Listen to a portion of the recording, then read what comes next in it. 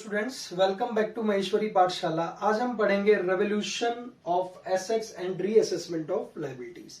Revolution of assets का meaning हम समझे, कोई एसेट बढ़ गई यानी जो उसकी वैल्यू थी, ओरिजिनल वैल्यू बुक वैल्यू थी, बढ़ गई या घट गई, उसको हमने चेक करना है। कोई लायबिलिटीज थी, जैसे लायबिलिटीज थी, हमारी लायबिलिटीज फर्म की क्या हो सकती हैं, बढ़ भी सकती हैं या घट भी सकती हैं। घटेंगी कब? जब हम उसकी पेमेंट कर देंगे। बढ़ेंगी कब? जब हमने कोई माल और उधार खरीद लिया है। तो हमें ये चेक करना है कि जब नया पार्टनर व्यापार में आएगा तो हमें ये देखना है कि हमारी कौन सी एसेट बढ़ गई है और कौन सी घट गई है। ठीक है, तो सबसे पहले जस्ट एग्जांपल एक हम लेके चल रहे हैं। मान लीजिए कोई बिल्डिंग थी, जब ए और बी ने पार्टनर थे, पार्टनरशिप बनाई, उस समय पर बिल्डिंग जो थी वो 10 लाख की वैल्यू थी। कितनी थी? 10 लाख रुपीस की वैल्यू। और इनका जो शेयर था, रेशो था इनका 1:1 बांटते थे। करेक्ट। अब जस्ट सपोज करिए कि सी जो है 1/3 रेशो के लिए आ रहा है, यानी सी जो है 1/3 रेशो के लिए आ रहा है। इट मीन्स हम माने ए बी सी का जो रेशो रहेगा वो क्या रहेगा? 1:1:1, यानी ये तीनों के तीनों इक्वल बांट लेंगे। करेक्ट। भविष्य में प्रॉफिट, जस्ट सपोज करिए बिल्डिंग जब उन्होंने 10 लाख की खरीदी थी, अब बढ़कर के जो बिल्डिंग की वैल्यू थी वो है आज 15 लाख रुपीस। कितनी है? 15 लाख। अब 15 लाख है, ये तो सी जो है ये तो आते ही 1/3 का मालिक बन गया, यानी 5 लाख रुपए की वैल्यू तो इसको यही गेन हो गया। क्या ये पार्टनर चाहेंगे कि इसको प्रॉफिट हो जाए? कोई भी नहीं चाहेगा। पका पकाया मिल गया इसको। तो अगर पका पकाया किसी को मिल रहा है, कौन देगा किसी को? तो ये क्या करेंगे, एक अकाउंट बनाएंगे जिसे कहेंगे रेवोल्यूशन अकाउंट, जिसमें एसेट्स और लायबिलिटीज का रेवोल्यूशन किया जाएगा। जस्ट सपोज करिए, मान लीजिए फर्म के पास ए और बी की पार्टनरशिप में 5 लाख रुपए के क्रेडिटर हैं। क्या ये भाई साहब पार्टिसिपेट करेंगे पेमेंट्स देने के लिए? मान लीजिए बिल्डिंग को छोड़ दीजिए, उससे कहा जाए जी 5 लाख के हमारे पास क्रेडिटर्स हैं, आप आ जाइए एंट्री कर लीजिए। आएगा? वो नहीं आएगा। समझ रहे? पहले कहेगा जी उनको क्लियर करो जी अपना जो आपकी जो ड्यूज है। समझ रहे हैं? तो ऐसे ही हमें क्या बनाना पड़ेगा, एक रेवोल्यूशन अकाउंट बनाना पड़ेगा। एक थ्योरी है छोटी सी, उसको पढ़ेंगे बहुत ध्यान से।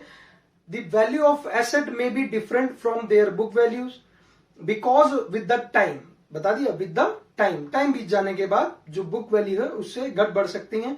वैल्यू ऑफ एसेट में इंक्रीज और डिक्रीज, मैंने आपको पहले बताया, वो घट भी सकती हैं और बढ़ भी सकती हैं। In case of liabilities that it is possible that amount payable is different from that of in the books। मतलब क्या हो सकता है, बुक से अलग हो सकता है जो अमाउंट हमने क्रेडिटर्स को देने हैं, जो भी लायबिलिटीज देनी है। It is also possible that some assets of liabilities are not recorded in the books. ऐसा भी हो सकता है कि कुछ एसेट्स हैं, कुछ लायबिलिटीज हैं जो बुक्स के अंदर क्या किए, रिकॉर्ड नहीं किए हैं, यानी वो क्या है, अनरिकॉर्डेड है। The value of asset and liabilities payable should be brought to their current values. ठीक है, the value of asset and liabilities payable should be brought to their current values so that the incoming partner is not put to an advantage or disadvantage because of the change in values। देखें यहां पर क्या मिल गया, इसको advantage मिल गई और यहां disadvantage हो रही थी। तो इसको हटाने के लिए, हमें क्या करना पड़ेगा, एक अकाउंट क्रिएट करना पड़ेगा। देखें आगे बता रहा है, the change in value of the asset and liabilities is adjusted through an account titled revolution account और profit and loss adjustment account. उस अकाउंट को हम profit and loss adjustment account भी कह सकते हैं। Increase in value of asset, recording of unrecorded asset and decrease in amount of liabilities are credited. मतलब कह रहा है कि अगर एसेट बढ़ रही हो, अनरिकॉर्डेड एसेट बढ़ रही हो और लायबिलिटीज कम हो रही हो, तो उसको कहां लिखेंगे, क्रेडिट साइड में।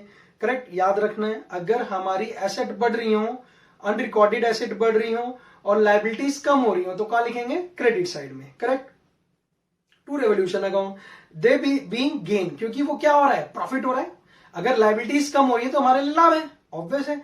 और अगर हमारी एसेट की वैल्यू बढ़ रही है तो वो भी हमारे लिए लाभ है। On other hand decrease in value of asset, दोबारा देखनी है, decrease in the value of asset, increase in amount of liabilities and recording of unrecorded liabilities are debited to the account. इस अकाउंट में क्या की जाएंगी, डेबिट की जाएंगी, और ये हमारे लिए क्या है, लॉस है।